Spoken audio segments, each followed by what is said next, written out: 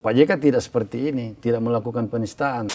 Dia kan selalu menjaga hubungan baik dengan Pak Jokowi. Iya. Terus tiba-tiba dipitnah jadi bohir oleh yang dia kira-kira orangnya dari mana arahnya ini kan. Nah, oleh karena itu dia mencoba menunjukkan bahwa kurang apa saya ini kepada Jokowi.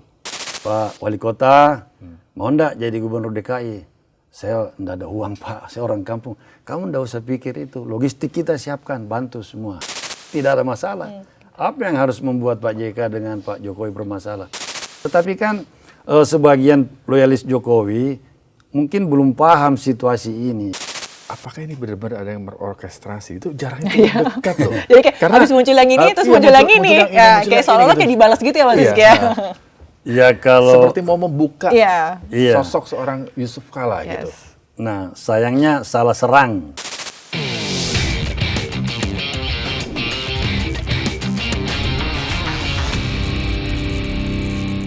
Halo Sobat News, apa kabar? Balik lagi di Bikin Terang bareng saya Fazilah Indonesia dan tentunya ada Mas Rizky Hasan di sini. Nah Mas Rizky, kali ini kita kedatangan siapa dan apa nih yang mau kita bikin terang kali ini? Nah kali ini kita kedatangan salah satu wartawan senior. Ini senior banget kita ya di sini. Karena beliau ini sudah merasakan bagaimana panasnya liputan saat konflik Poso saat itu. Gitu. Waktu itu mungkin saya masih kuliah. Zila? Mungkin aku kayak belum lahir. Nah itu bagaimana konflik Poso di sana gitu. Kemudian sampai akhirnya ditarik menjadi juru bicaranya Bapak Yusuf Kalla. Oke, berarti sebenarnya ngerti banget nih ya tentang masalah itu ya berarti. Ngerti banget gitu. Dan selamat datang Bang Husein Abdullah. Kita panggilnya Bang Uceng ya? Bang Uceng. Oke, baik. Gimana kabarnya Bang? Alhamdulillah baik. Oke. Bang, mungkin bisa dikasih informasi sedikit kepada netizen ya. Bagaimana sih awalnya dari seorang wartawan kemudian Abang ditarik menjadi orang dekat atau juru bicara dari Pak Yusuf Kalla? Ya, Assalamualaikum warahmatullahi wabarakatuh. Ya. Jadi sebenarnya saya tuh dengan Pak JK sudah lama, sebelum wartawan pun sudah kenal dan sering berkomunikasi. Karena sebagai mahasiswa yang biasa aktif di ekstrakurikuler, ya, itu banyak bersinggungan. Kalau era 80-an kan kita banyak kelompok-kelompok diskusi, HMI, ya di situ kita sering undang Pak JK, sering juga istilahnya melibatkan beliau dalam banyak kegiatan-kegiatan kemahasiswaan, di mana memang beliau sangat concern membina anak-anak muda, termasuk jurnalis-jurnalis sering diskusi tentang ekonomi, politik, karena memang hobinya beliau seperti itu. Jadi kita akhirnya enak dialognya, lebih dekat sama Pak JK. Jadi sejak 80-an ya sampai sekarang lah. Saya jadi wartawan mula awalnya itu sebenarnya justru dari RCTI malah lebih populernya. Jadi dulu kalau dari Makassar, Husein Abdullah melaporkan dari Makassar. Jadi Pak JK suka bilang, siapa yang paling terkenal di Sulawesi Selatan ini? Panglima, bukan. Gubernur, bukan. Siapa Pak? Husein Abdullah melaporkan. Karena hampir tiap pagi di Nuansa Pagi, RCTI, kemudian atau di Seputar Indonesia sore. Yang kebetulan pada saat itu kan TV swasta belum ada. Dan berita TV model yang saat ini itu terhitung masih RCTI, kemudian SCTP. Nah, ini mungkin netizen banyak yang nggak tahu ya, kita kasih bikin terang.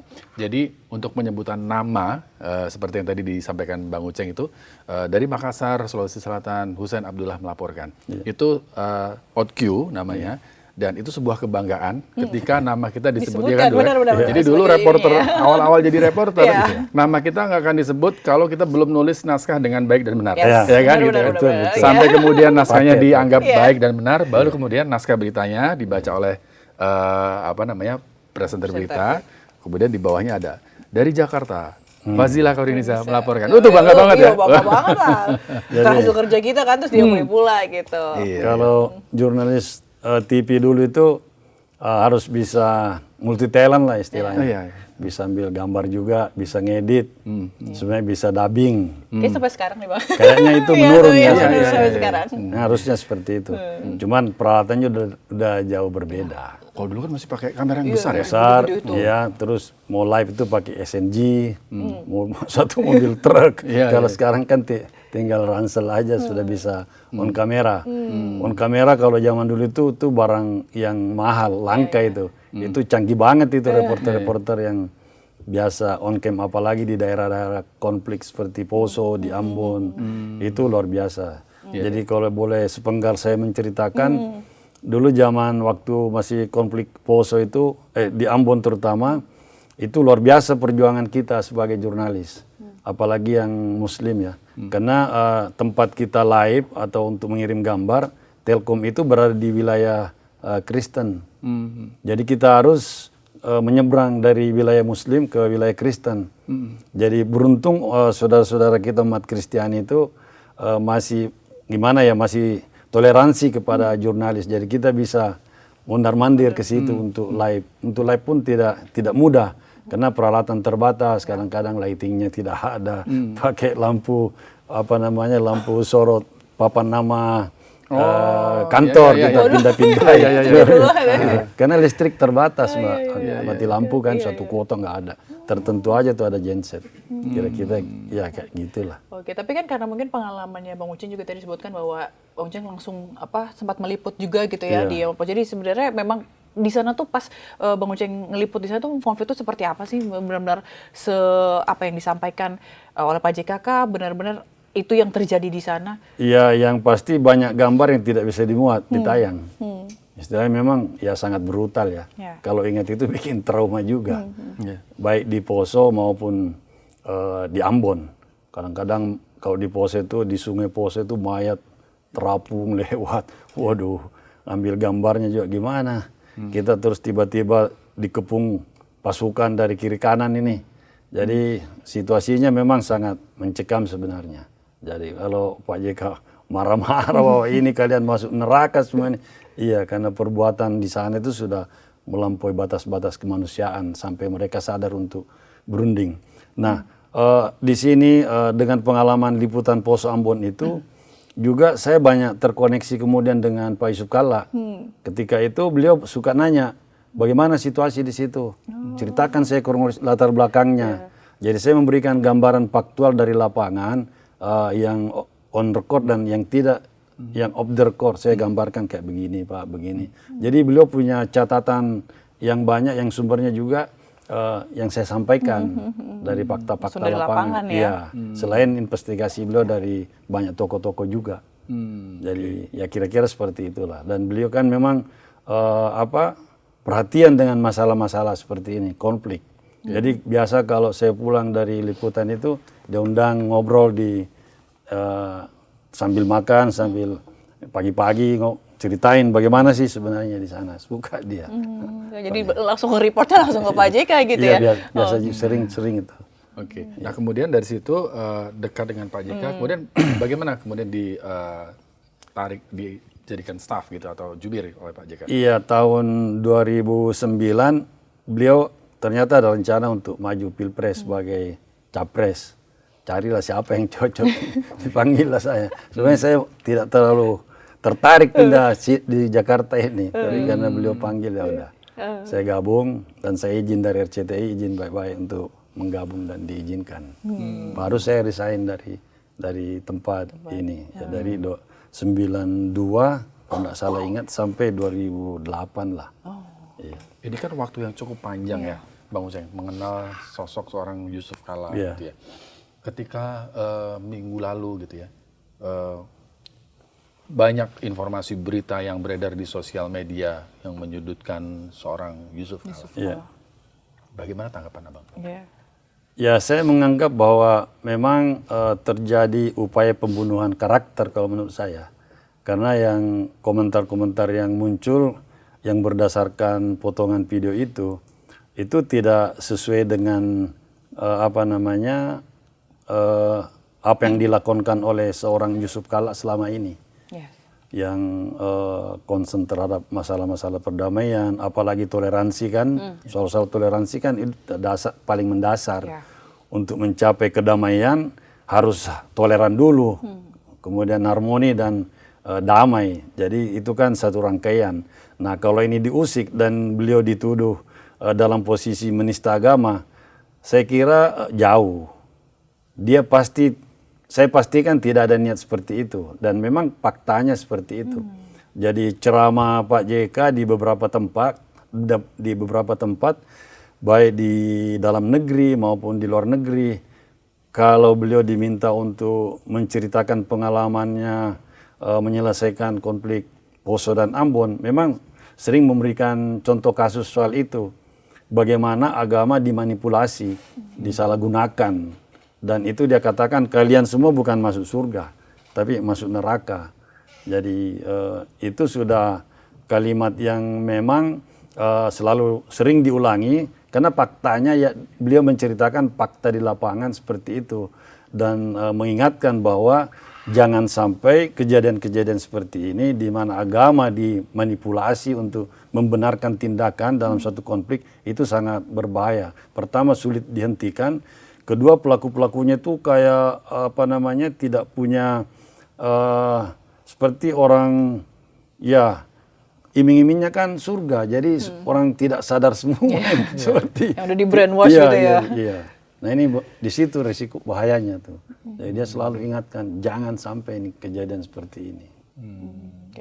Iya, lalu dari pernyataan itu malah digoreng dengan, tapi itu kan videonya udah lama ya Bang Uceng ya? Tidak lama juga, 5 Maret di Iya, UGM masih lama. ya, tapi maksudnya bulannya maksudnya baru dibersih setelah Iya, sebulannya. betul.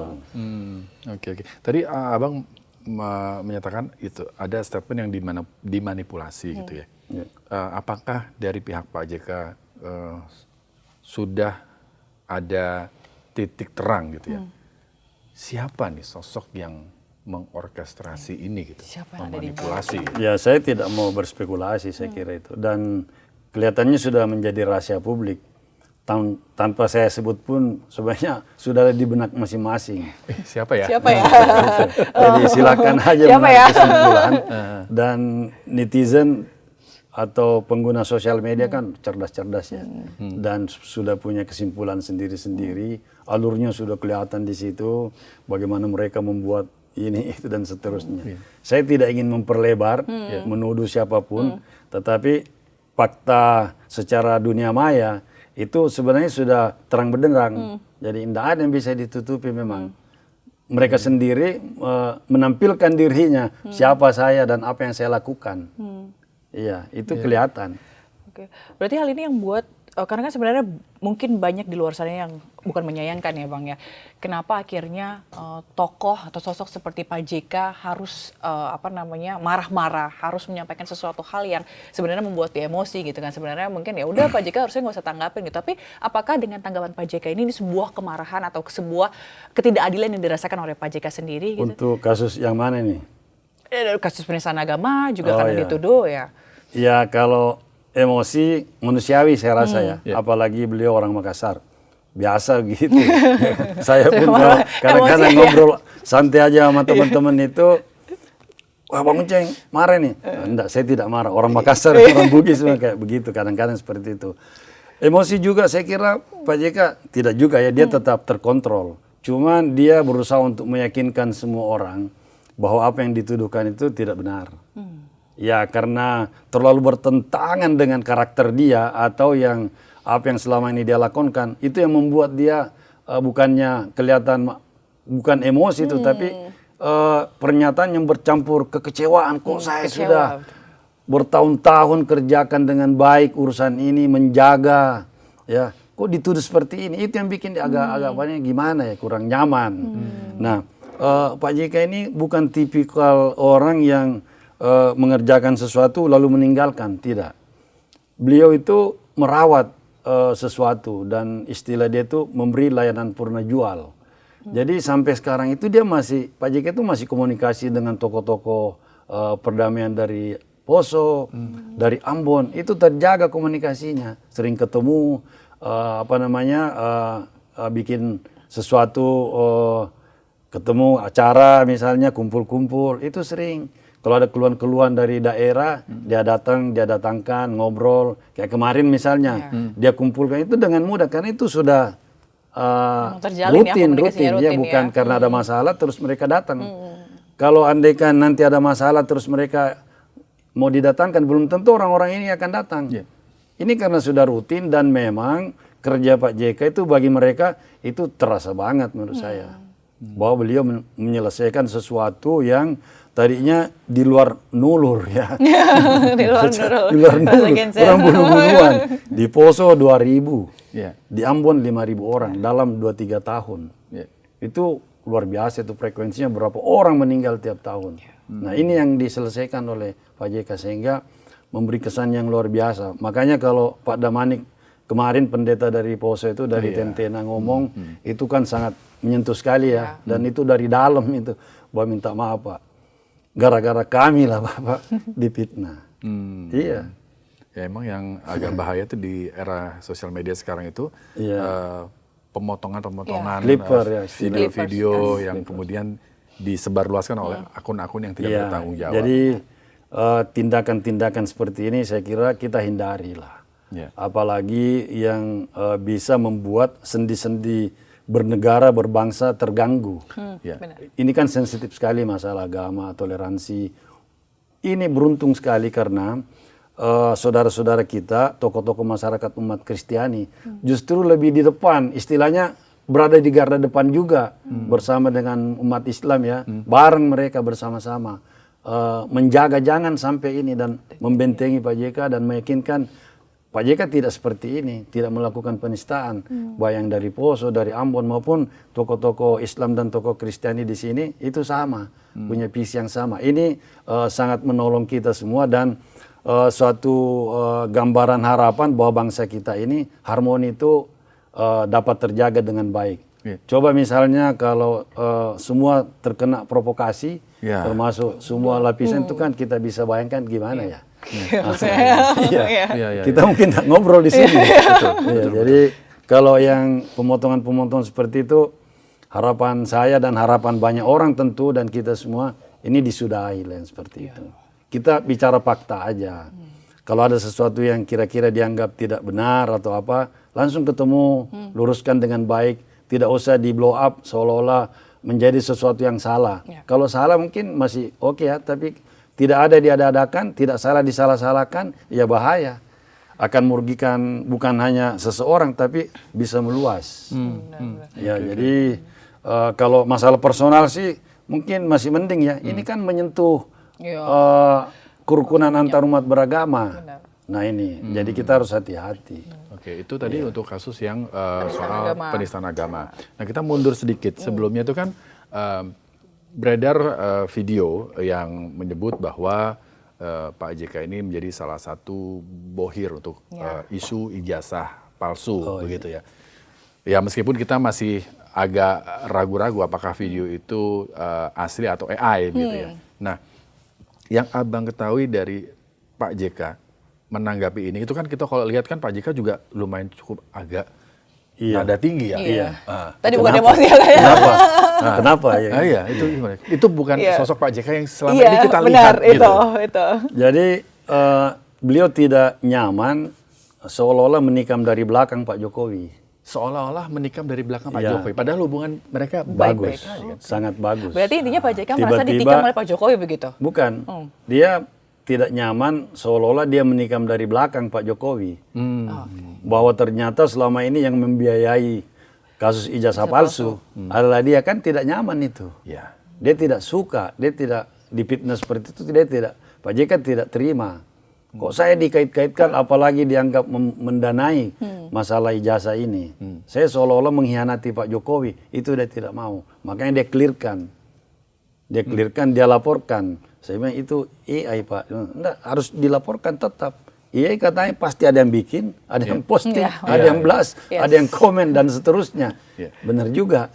Nah sekarang saya tidak mau Jokowi menganggap saya loh. Ternyata yang mendalangi ini adalah JK. Kan malu saya. Oh ya baik Pak, maaf Pak. Benar juga Pak. Jadi Pak JK harus meluruskan itu.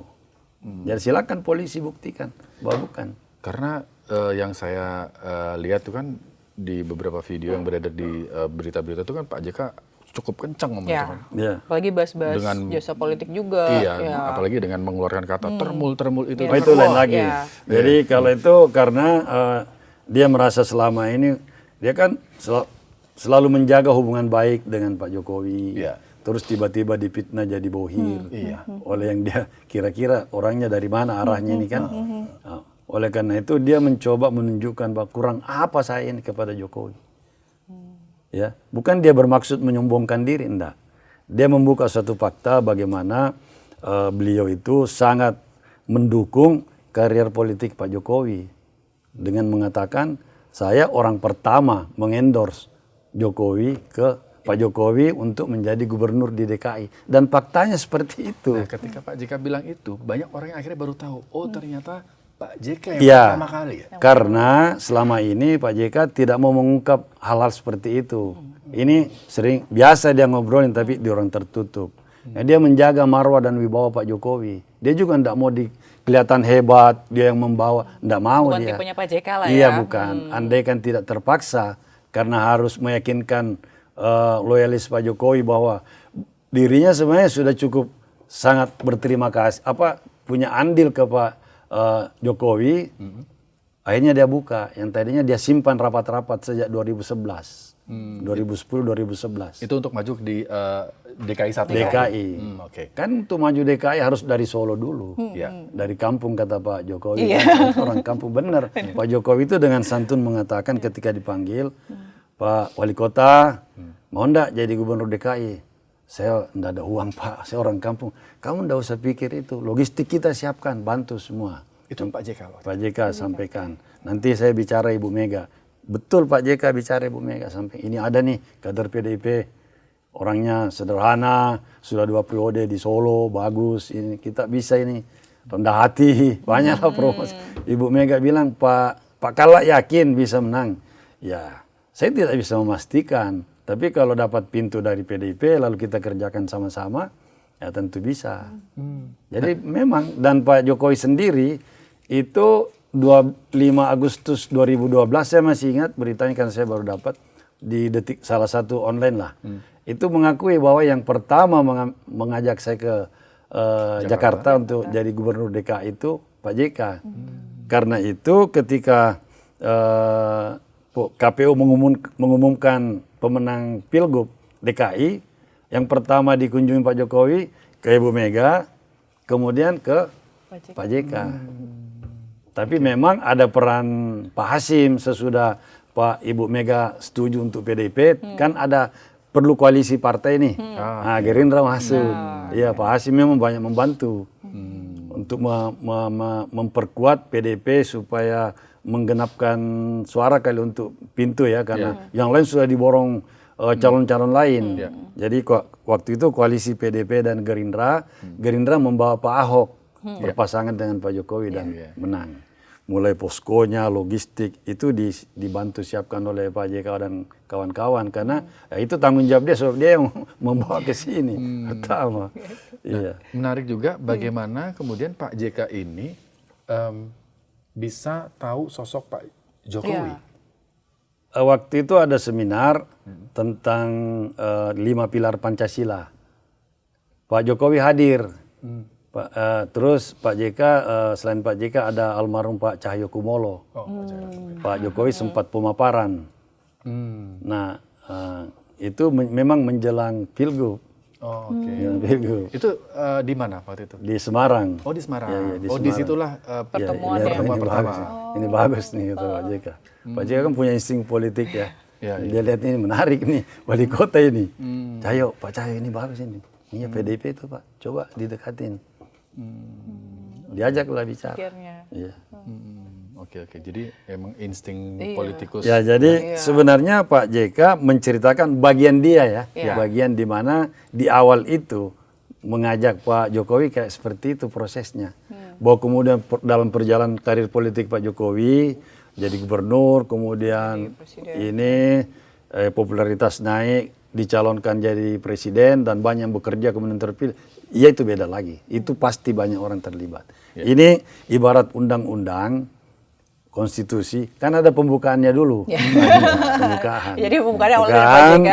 Ada batang tubuh dan ada ini. Pembukaan di sini nih. Untuk istilahnya itu jembatan dari Pak Jokowi ke Jakarta. Untuk mendapatkan kendaraan politik. Dan beberapa kali Pak JK bicara Ibu Mega untuk meyakinkan Bu Mega. Termasuk soal Pilpres itu ya, Bang Uceng ya? Ini gubernur ini. Oh, ya, masih Ini gubernur. Meyakinkan Bu Mega untuk mengusung Pak Jokowi. Jokowi.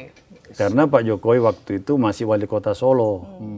Artinya andaikan sudah gubernur Jawa Tengah mungkin lebih gampang meyakinkan Bu Mega. Ini masih wali kota, terus lompat ke Jakarta jadi calon gubernur, agak-agak memang ada step yang dilangkahi kan, dan apalagi melintas wilayah. Ya, PDP tentu punya banyak hitungan-hitungan politiknya. Perlu survei, perlu apa dan seterusnya, atau mungkin juga sudah bicara dengan kandidat lain bisa aja. Tapi pas Pilpres Pak JK ikut terlibat juga nggak dalam pencalonannya Pak Jokowi? Kalau itu kan sudah PDP ya. Terlibatnya setelah Ibu Mega meminta Pak JK langsung mendampingi Pak Jokowi. Karena Ibu Mega kalau saya tidak salah ya, melihat bahwa perlu sosok yang berpengalaman untuk mendampingi beliau. Ya, berhubung kan dari Solo menjadi wali kota, kemudian ke DKI jadi gubernur, itu tidak satu periode, cuman 2 tahun kalau tidak salah. Jadi masih bagi Ibu Mega yang sudah senior juga melihat bahwa ini tidak apa-apa didampingin tokoh senior, ditunjuklah Pak JK, diminta Pak JK oleh Ibu Mega untuk mendampingin Pak Jokowi. Oke, jadi jelas ya, ini chapter by chapternya jelas ya, bagaimana kemudian Pak JK pada Pilpres itu sudah banyak yang ini, dari berbagai partai juga terlibat, kemudian kelompok-kelompok relawan, ada ini, ada itu, tentu berjasa semua. Kita tidak mengingkari itu fakta seperti itu. Baik, Bang Uceng, ini saya mau menanyakan satu hal yang mungkin Abang boleh menjawab atau tidak.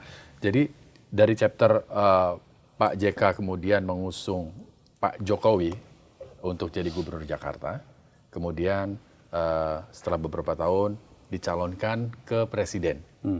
Nah, di tengah-tengah itu saya ingat sekali itu ada komentar Pak JK yang lumayan viral. Bahaya nih kalau Jokowi jadi presiden, bisa rusak negara ini. Bisa hancur negeri ini. Bisa hancur negara ini. Nah, kemudian Pak JK mau jadi wakilnya. Nah, betul. apa yang Abang tahu nih dari seorang Abang yang dekat dengan Pak JK? Ya, jadi dalam perjalanan kan 1-2 tahun itu ya, memang mulai ramai Pak Jokowi untuk dicalonkan jadi presiden. Nah, karena belum selesai 1 periode, jadi Pak JK ketika ditanya saat itu bahwa Pak Jokowi akan ini, wah bisa hancur negeri ini, karena belum selesai masa jabatan gubernurnya, masih butuh pematangan setidaknya. Ya, karena Pak JK melihat bahwa kan baru nih dari Solo, terus jadi gubernur juga belum cukup, baru sekitar hampir 2 tahunan waktu itu. Jadi beliau menganggap bahwa belum saatnya. Kalau secara pengalamannya ya, tapi kan ini kan politik kan bisa berkembang dinamis. Ya, beliau mengemukakan apa yang faktual yang dia ketahui aja. Ya, dia menyampaikan itu bahwa kemudian Pak JK akhirnya berpasangan dengan Jokowi, ya karena memang seperti yang saya katakan tadi, dalam visi Ibu Mega, Pak Jokowi harus didampingin orang berpengalaman supaya kalau ada apa-apa kan masih seimbang ini. Nah, bisa setidaknya, mohon maaf, secara usia juga Pak JK lebih senior dan sudah pernah wapres sebelumnya. Jadi tentu bisa memberikan menjadi teman diskusi Pak Jokowi yang lebih bagus. Sehingga sebagai partai pengusung, Ibu Mega melihat lebih firm mendampingkan Pak JK dengan Pak Jokowi daripada figur lain. Itu. Dan Ibu Mega juga dengan Pak JK komunikasinya bisa lebih enak, lebih gampang. Baik. Jadi konteksnya bahwa negara ini rusak kalau dipimpin Jokowi adalah konteksnya selesaikan dulu. Iya, sebenarnya karena baru 2 tahun nih. Ini kan Indonesia. Ya, jangan sampai. Soalnya dia kan harus tanggung jawab juga. Sebab yang membawa ke Jakarta di awal ada kan Pak JK. Kalau ada apa-apa kan dia kan juga harus bisa kena ini, kena imbasnya. Oke, Bang Uceng, tapi dengan adanya masalah ini begitu ya, Iya. soal ijazah Jokowi, terus ada kasus penistaan agama ini, sebenarnya hubungan Pak JK dengan Pak Jokowi sejauh ini seperti apa? Kalau saya, kalau kita lihat apalagi di permukaannya, nggak ada masalah. Nggak ada Dan masalah. yang saya tahu tidak ada masalah. Apa yang harus membuat Pak JK dengan Pak Jokowi bermasalah? Tidak ada. Mungkin beda politik bisa aja, tapi itu kan situasional. Lumrah dalam kontestasi politik, apalagi dalam hidup bernegara seperti ini. Tetapi sejauh yang saya tahu, tiap bertemu pada acara-acara misalnya, itu ngobrol santai biasa aja. Jadi tidak ada persoalan yang substantif. Hubungan beliau terjaga dengan baik. Dan Pak JK kan, dan juga saya kira Pak Jokowi tipikalnya seperti itu, menjaga hubungan dengan semua pihak. Pak JK dengan Pak Tri almarhum misalnya, Pak Budiono, Pak SBY, Ibu Mega itu masih sering tektok-tektokan. Ya termasuk Pak Jokowi, Pak Jokowi tinggalnya di Solo.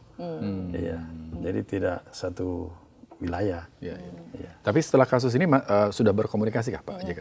Wallahu alam. Tapi saya kira keduanya kan biasa komunikasi ya. Ya mudah-mudahan beliau ada kontak-kontakan lah. Pasti tidak mungkin ingin membiarkan masalah ini berlarut-larut. Beliau kan pemimpin ini, kelas pemimpin ini. Iyalah. Iya. Oke. Tapi memang Mas Rizky memang ada beberapa tanggapan Bang Uceng gitu ya terkait dengan statementnya Pak JK yang mengatakan atau membahas soal jasa politik. Intinya statement Pak JK terakhir yang menyatakan soal bahwa kasus Jokowi dan Pak Jokowi juga begitu. Ada yang menyatakan bahwa ini juga sebagai bentuk pernyataan Pak JK itu adalah menyiratkan bahwa apa yang disebut oleh Pak JK adalah pengkhianatan yang dilakukan oleh Pak Jokowi. Nah, salah satu orang yang merasa dikhianati adalah Pak JK. Nah, seperti apa? Apa benar seperti apa yang sebenarnya? Apakah benar Pak JK merasa dikhianati dengan adanya atau kasus ini atau seperti apa dari Saya Bang kira Uceng? tidak. Jadi pernyataan Pak JK keluar ini bukan ditujukan kepada Pak Jokowi sebenarnya. Makanya dia bilang sampaikan kepada titik-titik itu. Untuk meyakinkan itu sebenarnya. Sekedar untuk menggambarkan seperti apa sumbangsi Pak JK kepada Pak Jokowi. Jadi dia masa yang dilihat terus dicecar bahwa kenapa bisa jadi bohir, kenapa ini, itu kan, itu dia mau tunjuk tidak mungkin saya lakukan itu. Kurang apa saya ini? Antara Pak JK sendiri dengan Pak Jokowi itu hubungan yang berbeda, nggak ada masalah. Tidak pernah Pak JK merasa tidak ada balas budi dari Pak Jokowi, tidak pernah. Di awal setelah terpilih, Pak Jokowi sudah datang baik-baik menyampaikan terima kasih kepada Pak JK atas dukungan, bantuannya sampai bisa terpilih dengan menjadi gubernur. Itu sudah selesai masalah itu, nggak ada lagi persoalan itu. Lalu bareng kemudian menjadi wapres, mendampingin Pak Jokowi. Hubungannya bagus. Tetapi kan sebagian loyalis Jokowi mungkin belum paham situasi ini. Jadi Pak JK merasa perlu meyakinkan. Begini loh saya ke Pak Jokowi. Apa kurangnya saya ini? Jadi enggak usah ribut. Karena kalau kita lihat, Enggak usah saya diseret-seret. Tidak mungkin. Nggak usah bawa saya gitu ya. kalau kita flashback ya, kita tarik benang merahnya dari kejadian tudingan menjadi bohir, gitu ya. Kemudian sampai adanya isu soal penistaan agama. Itu kan jaraknya dekat ya. Iya. Dekat. Yang lagi-lagi saya bertanya gitu ke Bang Uceng. Sebagai orang yang dekat dengan Pak JK, apakah ini benar-benar ada yang merorkestrasi? Itu jaraknya dekat loh. Jadi kayak habis muncul yang ini, terus muncul yang ini. Kayak seolah-olah kayak dibalas gitu ya Mas Rizky ya. Ya kalau seperti mau membuka sosok seorang Yusuf Kala gitu. Nah, sayangnya salah serang. Sayangnya salah serang ya. Kalau tujuannya jahat seperti itu ya. Kenapa? Yang dia serang itu yang menjadi legacy dan itu terkuat bagi seorang JK, dari seorang JK. Masalah perdamaian dan bisnisnya. Bisnis. Ya. Bisnis sudah 75 tahun Pak JK membesarkan Kala Group. Tanpa ada cacat pasti ya. Tetapi selama perusahaan ini berdiri, itu selalu hampir setiap tahun mendapatkan penghargaan pembayar pajak teladan. Artinya dia sukses mengelola suatu entitas grup bisnis keluarga. Yang kedua, tidak jarang grup bisnis keluarga di Indonesia ini yang mampu bertahan sampai 75 tahun. Mungkin satu generasi, dua generasi sudah ambruk. Ini masuk generasi kelima dia. Dan itu memang rapi manajemennya.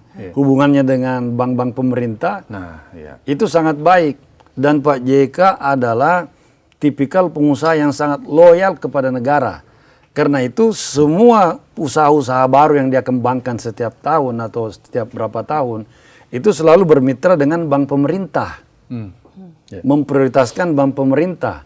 Kenapa? Supaya kita tumbuh bersama dengan bank pemerintah, antara pengusaha nasional dan bank pemerintah itu sendiri. Kalau minjem kan istilahnya banknya dapat keuntungan. Iya, otomatis kan. Kalau pinjam sekian triliun, makin banyak, makin bagus sepanjang usaha itu menguntungkan. Dan itu disenangi oleh perbankan. Pasti Pak JK banyak dirayu oleh bank-bank swasta. Tapi beliau tidak, dia tetap loyal kepada bank-bank pemerintah itu. Jadi jangan dianggap sudah di ini sama bank pemerintah masih saja ini. Tidak begitu, tidak begitu melihatnya. Justru Pak JK itu memberi prioritas kepada untuk tetap bermitra kepada bank-bank pemerintah untuk saling menguntungkan. Ya, karena salah satu yang ramai di sosial media juga soal bagaimana hutang Pak JK di bank-bank pemerintah. Satu hari pun, itu kata Pak JK, satu hari pun perusahaan kami tidak pernah menunggak.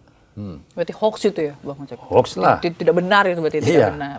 Sebab aset yang dia miliki itu lebih 100% daripada utangnya. Utangnya 30, mungkin nilai asetnya itu sudah 70. Atau mungkin 80. Gede. Selain membuka lapangan pekerjaan. Nah, itu yang penting. Ya. Makanya pemerintah kan malah memindahkan uang dari BI 200 triliun ke Himbara, supaya jadi kredit kan. Ya, supaya membuka. Kalau Pak JK kan sudah jalan, sudah pinjam. Dan berputar dengan baik. Memang didorong bank pemerintah cari nasabah. Nasabah yang bagus tentunya. Saya kira itu. Jadi kalau itu yang disasar, makanya saya bilang salah sasaran. Nah, soal perdamaian, Pak JK legasinya di sini dan konsisten di situ. Mendamaikan Poso, tingkat kabupaten, kemudian mendamaikan Ambon, Maluku, tingkat kota dan provinsi, kemudian mendamaikan Aceh. Nenek kelas dia. Iya. Kemudian ke Afghanistan, ke mana macam-macam. Keliling, diundang ceramah, ya terlibat memediasi kelompok-kelompok yang bertikai dan seterusnya. Dan itu kuat di situ menjadi ininya. Saya kira itu. Jadi istilahnya memukulnya itu tidak di situ. Kebal kalau itu Pak JK. Insya Allah ya, maksud pertahanannya bagus karena memang bidang dia di situ. Salah sasaran ya. Salah sasaran. Ini bagus nih buat judulnya. Salah sasaran. Nah, yang salah sasaran siapa, Bang? Yang mencoba untuk menggoyang. Siapa, Bang? Yang tidak tahu. Yang ramai di sosmed itu. Oke. Tapi Pak JK termasuk orang yang memantau sosial media juga. Memantau karena kenapa Pak JK tahu istilah termulia? itu jujur itu kaget juga sih Pak JK juga tahu soal termul ya. Itu banyak netizen juga kaget itu. Setidaknya mengikuti perkembangan. Biasalah. Menurut saya itu normal. Tapi soal laporan penistaan agama ini masih Bang dilanjutin atau apakah ada damai atau seperti apa? Ya kalau saya pribadi sih baiknya dialog aja diselesaikan. Apalagi tokoh-tokoh agama dari Poso, dari Ambon juga sudah memberi testimoni, memperkuat bahwa di situ tidak ada masalah. Jadi untuk apa lagi? Kita memperdebatkan sesuatu yang tidak ada. Habis energi. Benar. Iya. Habis energi, kalau habis uang. Harusnya kita tidur siang ini, ngopi-ngopi, harus podcast di sini kan. Nah, kira-kira gitu. Oke. Iya. Baik. Bicara soal bisnisnya Pak JK. Di Kala Group sekarang sudah berapa perkiraan mungkin Bang Uceng tahu membuka lapangan kerja? Ini menunjukkan bahwa sumbangsi Pak JK nggak main-main nih untuk 10.000, 15.000 ada kali ya. 10.000 sampai 15.000 tenaga kerja. Iya, karena kan banyak anak-anak usahanya. Tapi yang paling menarik itu pembangkit listrik tenaga air ini hampir seluruhnya itu dikerjakan hampir 100% malah dikerjakan insinyur dari dalam negeri, dari ITB, dari Unair, dari macam-macam lah, dari Unhas, semua gabungan di situ. Jadi dalam negeri semua. Dan itu ciri khas Kala Group, memprioritaskan tenaga kerja dalam negeri.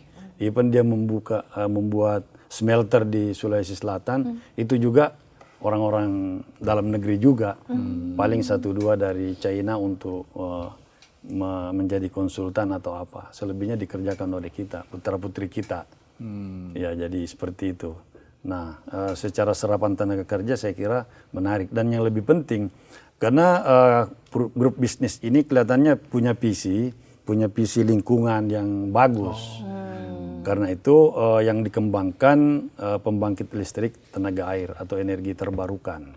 Nah, untuk menunjang ekspor kita ya, yang akan ke Eropa atau ke negara-negara yang mensyaratkan energi terbarukan dalam persentase tertentu, apa yang dilakukan Kala Group ini sudah sangat supporting ke dunia usaha atau ekspor Indonesia. Oke. Iya. Oke. Cukup terang sih. Cukup terang, cukup bikin terang ya. Ya, seterang lampu studio. Akhirnya kita tahu gitu ya sebenarnya, dan yang perlu digaris dulu karena di luar isu yang ada, hubungan Pak JK dan Pak Jokowi sebenarnya baik-baik aja, nggak ada masalah gitu, terlepas dari masalah isu ijazah Jokowi maupun dengan penistaan agama ini. Gitu. Soal proses hukum ya berlanjut, silahkan berjalan sesuai dengan ketentuan yang ada begitu ya. Baik, Bang Uceng, saya terima kasih sudah hadir di sini, dan semoga saja apa yang disampaikan oleh Bang Uceng tadi bisa menambah terang begitu ya isu-isu yang liar di sosial media gitu ya. Yang hoax nih ya. Yang hoax gitu. Buat Anda salah sasaran. Benar. Oke, itu dia tadi bikin terang episode kali ini. Saya Fazilah Kairunisa. Dan saya Rizky Hasan, terima kasih dan Sampai jumpa. sampai jumpa.